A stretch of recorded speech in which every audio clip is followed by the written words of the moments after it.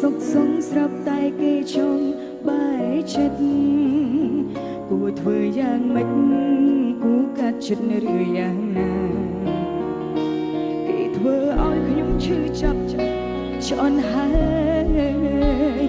មិនចង់ឲ្យខ្លួនខ្ញុំនៅរងផ្លោតផ្សាគេឲ្យយំក៏យំយប់ឡើងហូរទឹកនេត្រាបន្តយ៉ាងណាមានតែដកខ្លួនទេខ្ញុំស្រឡាញ់គេភ្លេចស្រឡាញ់ខ្លួនឯងចុងក្រោយដូចផ្សាយត្រូវគេបោះបង់ចោលនាំទុកលំបាកឲ្យខ្លួនឯងតែតើដូចជាស្រមោលត្រូវគេដុតឆេះគួរធ្វើមិនដេចទៅបាត់តាឈឺចាប់រស់ដូចជាស្លាប់មិនចង់បន្តឡើយទោះបែកគ្នាយើងបែកគ្នាក៏ដោ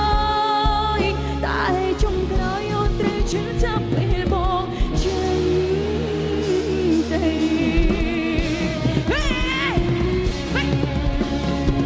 អរគុណច្រើនសុំសម្លេងហោមួយទៀតបានទេ